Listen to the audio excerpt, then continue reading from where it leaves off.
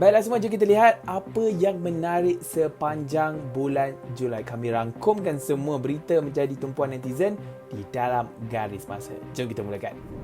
Pada 23 Julai lalu, Menteri Penyelaras Program Imunisasi COVID-19 Kebangsaan PICK Khairi Jamaluddin memberi kebenaran untuk rakyat merekodkan gambar atau video ketika menerima suntikan vaksinasi di Pusat Pemberian Vaksin PPV. Jelas Khairi bagi memastikan setiap penerima mempunyai bukti kukuh mendapat kadar vaksin yang sempurna. Tambahnya, kebenaran itu juga diberikan agar tidak mengganggu perjalanan program PICK ketika ini, malah semangat serta sokongan moral kepada petugas kesihatan juga tegasnya perlu dijaga.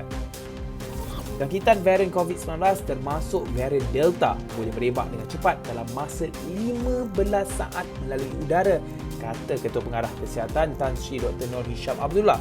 Kadar kebolehjangkitan virus biasa antara 2.5 hingga 3, tetapi varian Delta dan varian yang kita kenal pasti adalah tinggi iaitu 5 hingga 8 kerana sifat virus berubah. Artinya, kalau 100 orang dijangkiti dalam tempoh masa terdekat, akan dijangkiti 500 hingga 800 orang pula. Jadi, hati-hati semua.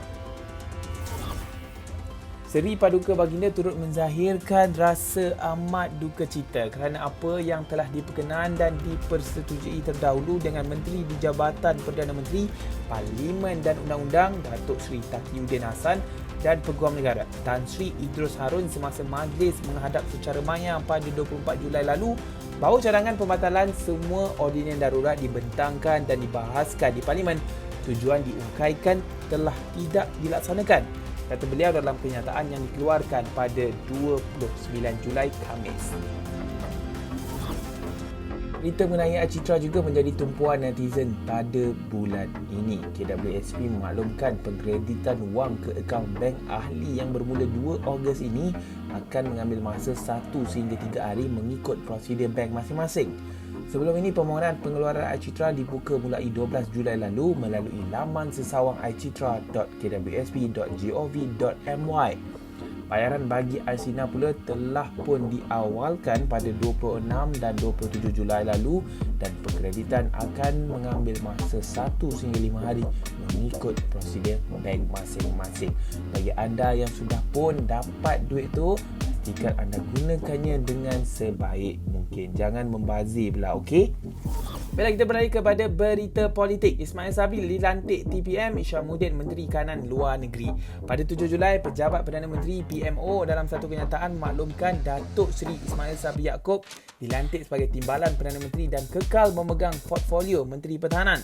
Sementara itu, Datuk Seri Hishamuddin Tun Hussein yang memegang portfolio Menteri Luar kini berstatus Menteri Kanan dan turut mengetuai kluster keselamatan yang sebelum ini diketuai Ismail Sabri. Kedua pelantikan ini telah disembah maklum kepada Seri Paduka Baginda yang di-Pertuan Agong dan berkuat kuasa serta-merta.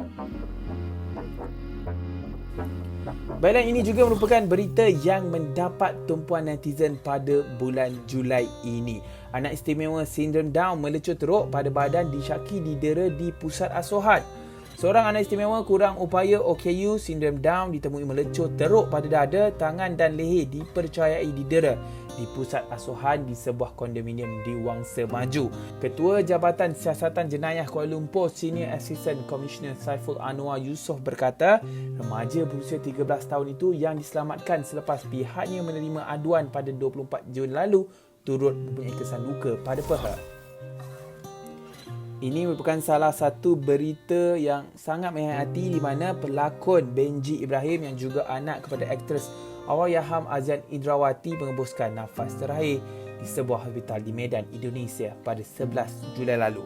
Berita perpergian Benji itu dimaklumkan oleh ayah Benji, Khairil Anwar Zainal Mukhtar Rashidi. Untuk makluman, pada 2017, Benji dijatuhi hukuman penjara 11 tahun di Indonesia atas kesalahan cubaan menyeludup dadah jenis syabu. Baiklah, ini adalah salah satu berita baik untuk seluruh umat Islam di Malaysia. Sebab apa? Arab Saudi akhirnya iktiraf vaksin Sinovac. Pada 12 Julai lalu, Kerajaan Arab Saudi memutuskan untuk memasukkan Sinovac dalam senarai vaksin yang diterima bagi kemasukan ke negara tersebut. Sebelum ini, Kerajaan Arab Saudi tidak memasukkan Sinovac dalam senarai vaksin yang diterima bagi kemasukan ke negara tersebut. Hanya Pfizer dan AstraZeneca disenaraikan oleh Kerajaan Arab Saudi bagi kemasukan negara tersebut sebelum ini. Kejayaan anda cuma tertangguh. Itu nasihat Lee Chong-wei kepada Li Zijia supaya jangan kecewa.